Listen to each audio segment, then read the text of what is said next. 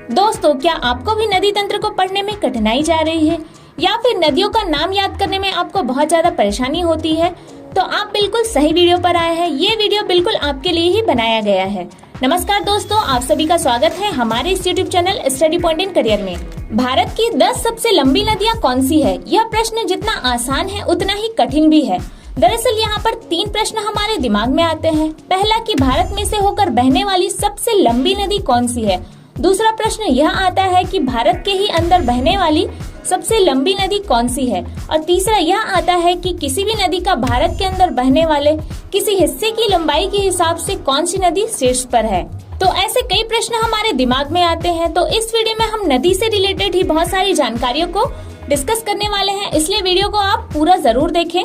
चलिए, मैं वीडियो की शुरुआत करने से पहले आपको भारत में नदियों से रिलेटेड कुछ जानकारियां दे देती हूँ। जैसे कि आपके लिए यह जानना बहुत ही इम्पोर्टेंट है कि भारत की सबसे बड़ी और सबसे छोटी नदी कौन सी है। भारत में छोटी बड़ी लगभग 200 मुख्य नदियां हैं। इसमें पानी प्रवाह के हिसाब से गंगा नदी की सबसे बड़ी नदी प्रणाली है, जबकि दूरी के हिसाब से यानी लंबाई के हिसाब से सिंधु नदी सबसे बड़ी नदी है। वहीं राजस्थान में मात्र 90 किलोमीटर बहने वाली अरवरी नदी को भारत की सबसे छोटी नदी का माना जाता है। चलिए, तो अब हम अपने वीडियो की शुरुआत करते हैं और जानते हैं कि भारत की 10 सबसे लंबी नदियां कौन सी है। सबसे पहला आता है हमारा सिंधु नदी, जो कि 2900 किलोमीटर में फैला हुआ है। सिंधु नदी भारत की सबसे लंबी नदी है। सिंधु नदी का उद्गम तिब्बत में स्थित सिनकाबाब जलधरा से हुआ है। सिंधु नदी की लंबाई 2900 किलोमीटर है। भारत में सिंधु नदी तिब्बत और कश्मीर के बीच बहती है। सिंधु नदी नंगा पर्वत के उत्तरी भाग से होकर दक्षिण पश्चिम में पाकिस्तान के बीचों बीच से गुजरती है। सिंधु नदी की 5 उपनदियां हैं: इरावती, पिपासा, पितस्तता, चंद्रभागा एवं शतद्रु। इनमें से सबसे बड़ी नदी का नाम है शतद्रु। इसके बाद दूसरे नंबर पर आता है ब्रह्मपुत्र नदी, जो कि 2700 किलोमीटर पर फैला हुआ है। ब्रह्मपुत्र नदी तिब्बत, भारत और बांग्लादेश से होकर बहती है। ब्रह्मपुत्र नदी का उद्गम तिब्बत में स्थित चेमायुंगदुंग नामक हिमवाह से हुआ है।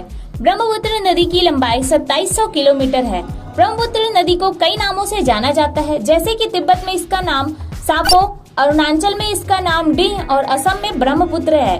ब्रह्मपुत्र नदी बांग्लादेश की सीमा में बहती गंगा की उपनदी पद्मा के साथ मिलकर बंगाल की खाड़ी में मिलती है। ब्रह्मपुत्र नदी की 5 उपनदियां हैं: सुवनश्री, तिस्ता, तोरसा, लोहित, बराक इत्यादि। तीसरा आता है हमारा गंगा नदी, जो कि 2525 किलोमीटर पर फैला हुआ है। गंगा नदी भारत की सबसे महत्वपूर्ण नदी मानी जाती है। गंगा नदी भारत, नेपाल और बांग्लादेश में बहती है। गंगा नदी की लंबाई 2525 किलोमीटर है। गंगा नदी की 8 उपनदियां हैं, जिसमें से पहला है महाकाली, कर्नाली, कोसी, गंडक, घाघरा, यमुना, सोन, महानंदा इत्यादि। चौथे नंबर पर है हमारा गोदावरी नदी, जो कि 1450 किलोमीटर में फैला हुआ है। गोदावरी नदी भारत की प्रमुख नदियों में से एक है। गोदावरी नदी का उद्गम पश्चिम घाट की पर्वत श्रेणी के अंतर्गत त्रिम्बक पर्वत से हुआ है। इसकी लंबाई 1450 किलोमीटर है। गोदावरी की उपनदियां हैं प्राणहिता, इंद्रावती, मंजीरा इत्यादि। गोदावरी नदी महाराष्ट्र, तेलंगाना और आंध्र प्रदेश से बहते हुए राजमुंद्री शहर के समीप बंगाल की खाड़ी में जाकर मिलती है। दोस्तों, वीडियो में आगे बढ़ने से पहले मैं आपको बता दूं कि ऐसे ही जीके के और भी कई क्वेश्चन, इन्फॉर्मेटिव वीडियोस हम लोग आपके लिए लाते रहते हैं, इसलिए इस चैनल को सब्सक्राइब जरूर कर दें। चलिए हम वीडियो में आगे बढ़ते हैं। 5वें नंबर पर आता है हमारा नर्मदा नदी, जो कि 1310 किलोमीटर पर फैला हुआ है। नर्मदा नदी की उत्पत्ति महाकाल पर्वत के अमरकंटक शिखर से हुई है। नर्मदा नदी भारत में मध्य प्रदेश और गुजरात में बहने वाली प्रमुख नदी है। नर्मदा नदी की लंबाई 1310 किलोमीटर है। नर्मदा नदी पश्चिम की तरफ जाकर खंभात की खाड़ी में गिरती है और इसे उत्तरी और दक्षिणी भारत की सीमा रेखा भी माना जाता है। 6वें नंबर पर है कृष्णा नदी, जो कि 1290 किलोमीटर में फैला हुआ है।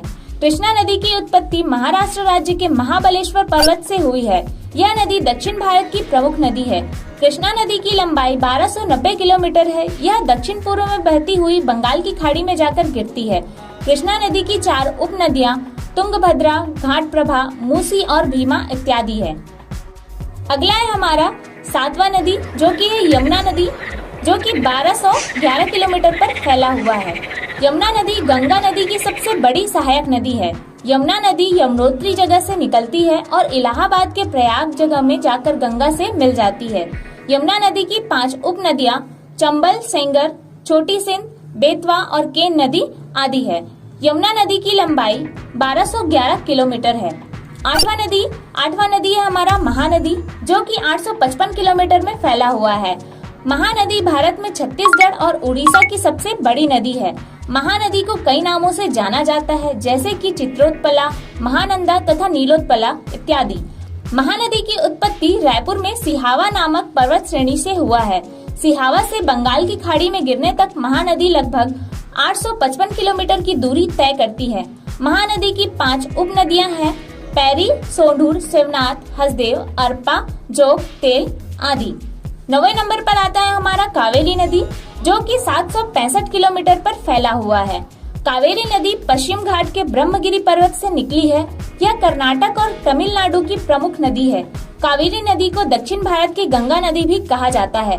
कावेरी नदी की लंबाई 765 किलोमीटर है।